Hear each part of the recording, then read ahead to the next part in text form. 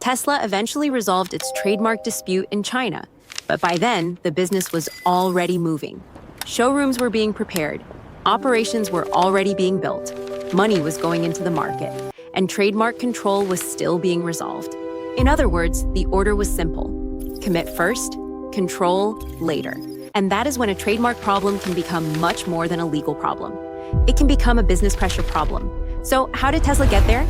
To understand that, we need to go backwards. By the time the dispute became serious, Tesla was no longer deciding whether China mattered.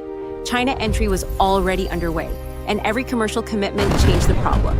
Before major commitment, a company still has options. It can change timing, it can negotiate, it can challenge an earlier right, it can reconsider how it enters the market.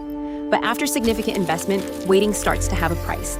The trademark issue itself may not change overnight, but the company's flexibility can. The more committed the business becomes, the more expensive uncertainty becomes. And eventually, your own investment can become part of the pressure. Tesla and John Baosheng had already been dealing with the trademark issue. Negotiations took place. At one point, Tesla believed the problem had been resolved, but the dispute returned. And that creates an important distinction. There is a difference between reaching an agreement and actually having the legal position reflect that agreement. A deal can feel finished before legal control is finished. The registration, the ownership position, and the related brand assets still need to reflect what was agreed. So a signed deal does not automatically mean completed control. Now go back further. Years before Tesla's major commercial expansion in China, Tesla-related trademarks had already been filed there. That takes us back to 2006. And that is where the later pressure really began. Not in the lawsuit, not in the showroom, not in the negotiation. Years earlier, Tesla could already have a strong international brand. It could have customers, technology, investors, recognition, and trademark rights elsewhere.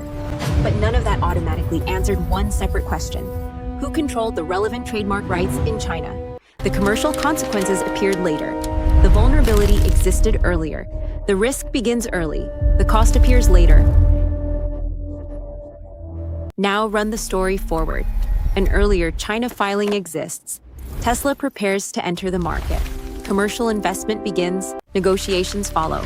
The dispute escalates. Pressure increases. And finally, the issue is resolved.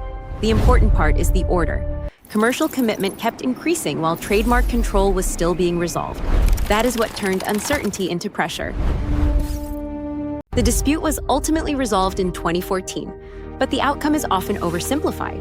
You may sometimes hear the story described like this: Tesla paid someone and bought its trademark back. That is not a precise description of the publicly reported resolution. John agreed to allow the cancellation of Tesla-related trademarks that he had registered or applied for. Tesla said the trademark portion of the resolution involved no cost to the company. There was also a separate issue involving domain names. Domains including tesla.cn and teslamotors.cn were transferred under separate commercial arrangements. The financial terms of those transfers were not publicly disclosed, and that distinction matters. Trademark rights and domain names are different assets. Resolving a brand dispute may require control of more than one part of the brand. Tesla solved the problem, but resolution is not prevention.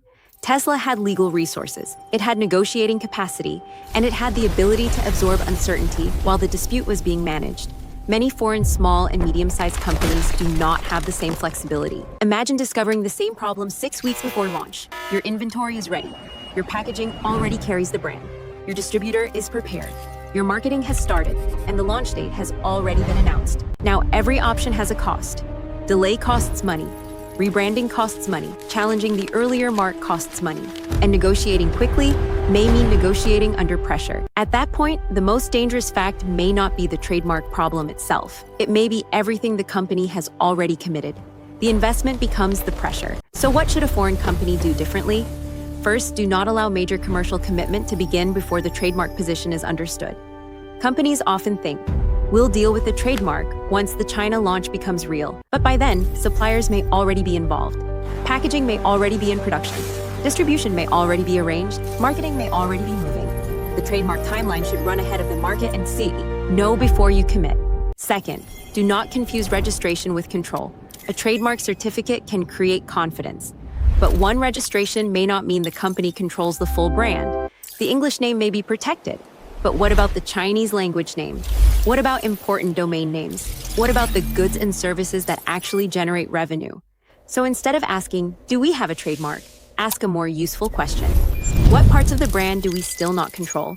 And third, do not wait until delay becomes expensive. Trademark uncertainty becomes harder to manage once the business has committed inventory, staff, partners, distribution, marketing, and infrastructure.